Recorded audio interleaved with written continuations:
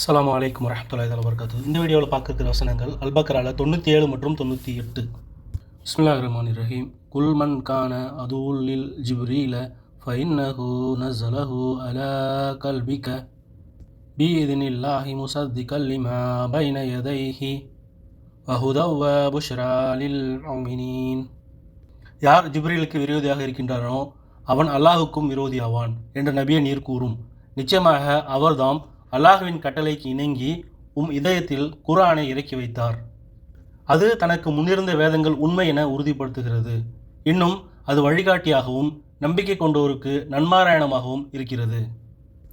மன் கான அதுல் லில்லாஹி வ மலாயிகத்திஹி வ ருசுலிஹி வ ஜிப்ரீல வ மீகால ஃபஇன்னல்லாஹ அதுல் லில் காஃபிரீன். எவன் அல்லாஹுக்கும் அவனுடைய மலக்குகளுக்கும் அவனுடைய தூதர்களுக்கும் ஜிப்ரீலுக்கும் மீகாயிலுக்கும் பகைவனாக இருக்கின்றானோ நிச்சயமாக அவ்வாறு நிராகரிக்கும் காஃபிர்களுக்கு அல்லாஹ் பகைவனாகவே இருக்கிறான். அபூ ஜாஃபர் அத்தபரி ரஹ்மத்துல்லாஹி அலைஹி அவர்கள் கூறுவதாவது, இந்த வசனம் இஸ்ரவேலர்களின் யூதர்களுக்கு பதிலடியாக அருளப்பெற்றது என்பதில் அறிஞர்கள் அனைவரும் ஒருமித்த கருத்து கொண்டுள்ளனர். ஏனெனில் ஜிப்ரீல் தமக்கு விரோதி என்றும் மீகாயில் தமக்கு நேசர் என்றும் அந்த யூதர்கள் கருதினார்கள். இன்னைக்கு இருக்கக்கூடிய விவிலியத்துடைய பழைய ஏற்பாட்டில் வானவர் ஜிப்ரீல் அலைஹிஸ்ஸலாம் அவர்களை மக்கள் விரோதியாகவே சொல்லப்பட்டிருக்கு. ஜனத்தை உபாதிக்கிற தூதனை என்று ஓரிடத்தில் கூறப்பட்டுள்ளது. அதாவது 2வது சாமுவேல் 24:17 வசனமாக இப்படி பதியப்பட்டிருக்கு. இந்த வசனங்கள் அருளப்பட்டதுக்கான காரணம் என்னன்னு இப்னு அப்பாஸ் ரலியல்லாஹு சொல்கிறாங்க. ஒரு தடவை யூதர்கள் நபி ஸல்லல்லாஹு அலைஹி வஸல்லம் அவங்கள்ட்ட வந்து, அபுல் காசிமே 5 விஷயங்களை பற்றி எங்களுக்கு நீங்கள் அறிவியுங்கள், அப்படி நீங்கள் சரியாக அறிவிச்சிட்டா நாங்கள் உங்களை நபின்னு ஏற்றுக்கிறோம் அப்படின்னு சொன்னாங்க. அந்த நேரத்தில் நபி ஸல்லல்லாஹு அலைஹி வஸல்லம் அவங்க யூதர்கள்ட்ட உறுதிமொழி வாங்கினாங்க. அது யாக்கூப் அலைஹிஸ்ஸலாம் தன்னுடைய பிள்ளைகள்கிட்ட என்ன உறுதிமொழி வாங்கினாங்களோ அதே போன்றதொரு உறுதிமொழியாகும். நாம் பேசிக்கொண்டதற்கு அல்லாஹ்வே பொறுப்பாளன் அப்படிங்கிற 12:66 வசனம் இதை உறுதி செய்யுது.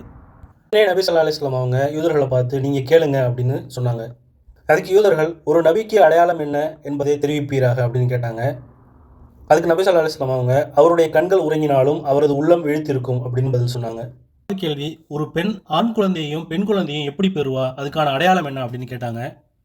அதுக்கு நபி ஸல்லல்லாஹு அலைஹி வஸல்லம் அவங்க, ஆண் பெண் இருவருடைய நீரும் சந்திக்கும் போது தான் ஒரு உயிர் உருவாகுது. ஆணோட விந்து உயிரணு பெண்ணோட கருமுட்டை உயிரினை விட மிகச்சிருச்சுன்னா ஆண் குழந்தை பிறக்கும். பெண்ணோட நீர் ஆணின் நீரை விட மிகைத்து விட்டால் பெண் குழந்தை பிறக்கும் அப்படின்னு நபி ஸல்லல்லாஹு அலைஹி வஸல்லம் பதில் சொன்னாங்க. 3வதா, யாக்கூப் தமக்கு தாமே எதை தடை செய்து கொண்டார் அப்படின்னு கேட்டாங்க. அதுக்கு நபி ஸல்லல்லாஹு அலைஹி வஸல்லம் அவங்க, யாக்கூப் கீழ்வாத நோயால் அவதிப்பட்டாங்க. ஆகவே நோய் குணமானால் தமக்கு விருப்பமான உணவையும் பானத்தையும் கைவிடுவதாக அவர்கள் சபதம் செய்தார்கள். ஒட்டகத்துடைய பாலே அவருக்கு ஏற்ற உணவாக இருந்துச்சு. எனவே அதன் இறைச்சியையும் பாலையும் தமக்கு தாமே தடை செய்து கொண்டார்கள் அப்படின்னு முகமது நபி ஸல்லல்லாஹு அலைஹி வஸல்லம் சொன்னதும் யூதர்கள், நீங்கள் சொல்வது உண்மைதான் அப்படின்னு சொன்னாங்க.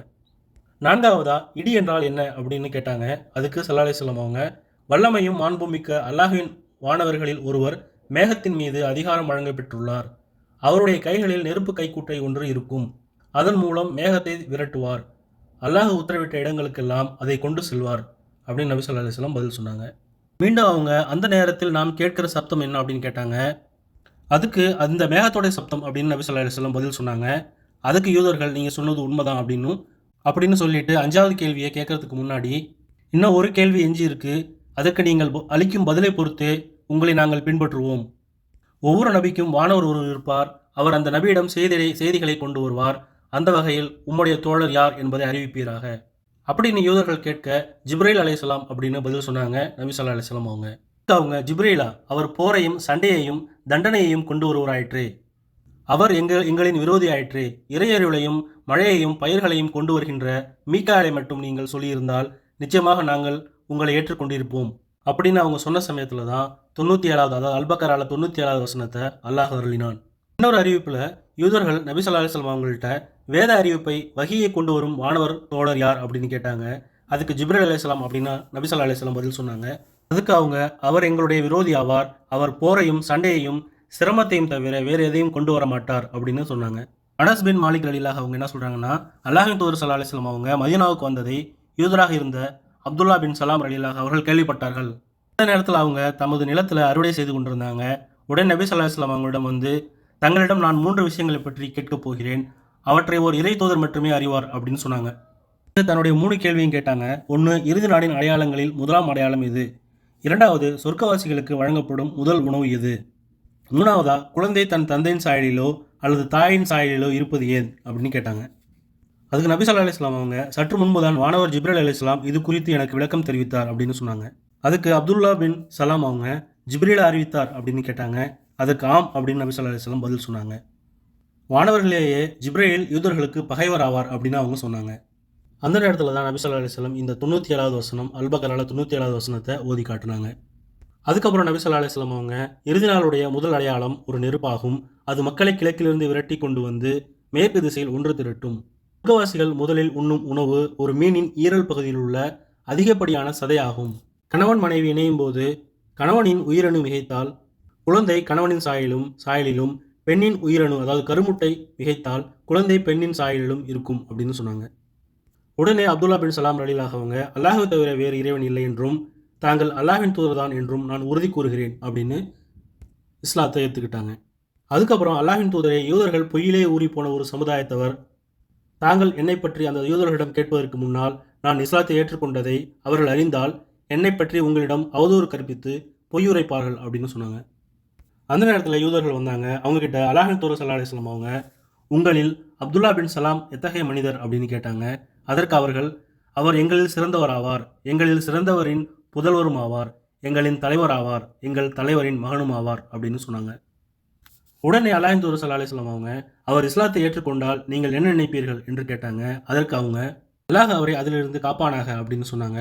உடனே அப்துல்லா பின் சலாம் ரலியல்லாஹு அவங்க வீட்டிலிருந்து வெளியேறி வந்து, அல்லாஹ்வை தவிர வேறு இறைவன் இல்லை என்றும் முகமது ஸல்லல்லாஹு அலைஹி வஸல்லம் அவங்க அல்லாஹ்வின் தூதர் அப்படின்னும் உறுதிமொழி கூறுகிறேன்னு அறிவிச்சாங்க.